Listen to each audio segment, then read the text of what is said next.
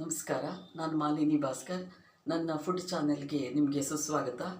ನಾನಿವತ್ತು ಮದ್ದೂರು ವಡೆ ಮಾಡೋದು ಹೇಳ್ಕೊಡ್ತೀನಿ. ನಾನು ಹೇಗೆ ಮಾಡ್ತೀನಿ ಅಂತ ನೀವು ನೋಡಿ ಬನ್ನಿ. ಈಗ ಮದ್ದೂರು ವಡೆಗೆ ಏನೇನು ಬೇಕು ಅಂತ ಹೇಳ್ತೀನಿ ನೋಡಿ.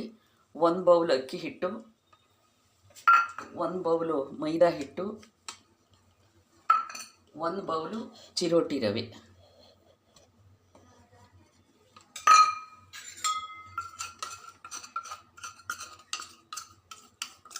ಆಮೇಲೆ ಇದನ್ನು ಪೇಸ್ಟ್ ಮಾಡಿ ಇಟ್ಕೊಂಡಿದ್ದೀನಿ. ಹಸಿಮೆಣಸಿನ್ಕಾಯಿ 4, ಆಮೇಲೆ ಕರಿಬೇವಿನ ಸೊಪ್ಪು, ಆಮೇಲೆ ಈಗ ಬಿಸಿ ಮಾಡಿರೋ ಎಣ್ಣೆನ ಹಾಕ್ತೀನಿ. ಮುಂಚೆ ಕೈನಲ್ಲಿ ಇದು ಮಾಡೋಕ್ಕೆ ಹೋಗಬೇಡಿ, ಸ್ಪೂನಲ್ಲಿ ಒಂದ್ಸಲಿ ಫುಲ್ ಕೂಡಿಸ್ಕೊಳ್ಳಿ, ತುಂಬ ಬಿಸಿ ಇರುತ್ತಲ್ಲ.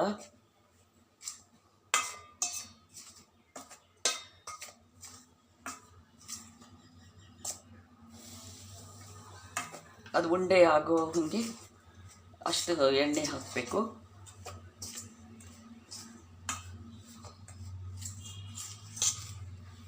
ಈಗ ನೋಡ್ತೀನಿ ಕೈನಲ್ಲಿ ಕಟ್ಟಕ್ಕಾದರೆ, ಇಲ್ಲದೇ ಇದ್ರೆ ಇನ್ನೊಂದು ಸ್ವಲ್ಪ ಎಣ್ಣೆ ಹಾಕ್ಕೋತೀನಿ.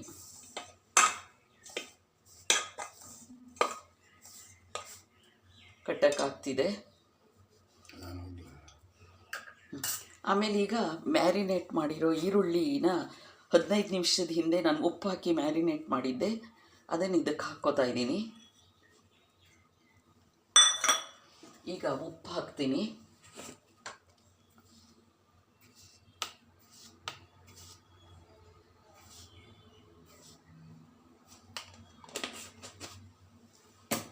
ಈಗ ಸ್ವಲ್ಪನೇ ಆಮೇಲೆ ಖಾರದ ಪುಡಿ ಹಾಕ್ತೀನಿ.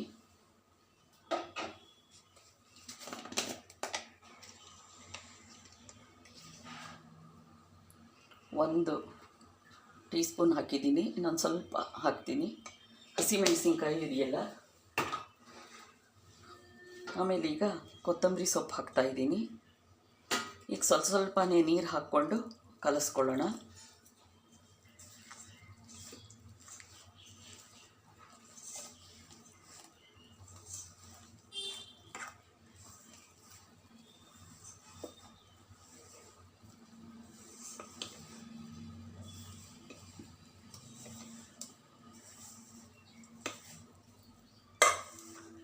ಇನ್ನೊಂದು ಸ್ವಲ್ಪ ನೀರು ಬೇಕು.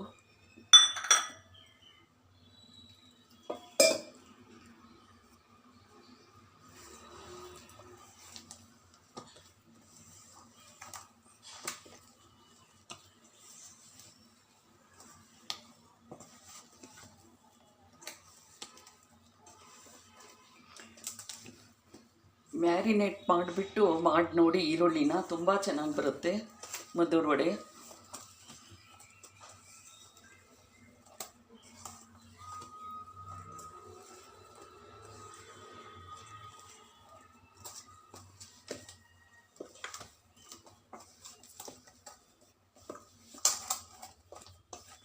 ಚೆನ್ನಾಗಿ ನಾದಿದ್ದೀನಿ. ಈಗ ಎಣ್ಣೆ ಕಾದಿದೆ. ಮೀಡಿಯಮ್ ಫ್ಲೇಮ್ ಮಾಡಿಕೊಂಡು ಈಗ ನಿಧಾನಕ್ಕೆ ಒಂದೊಂದೇ ಮದ್ದೂರು ವಡೆನ ಹಾಕಬೇಕು.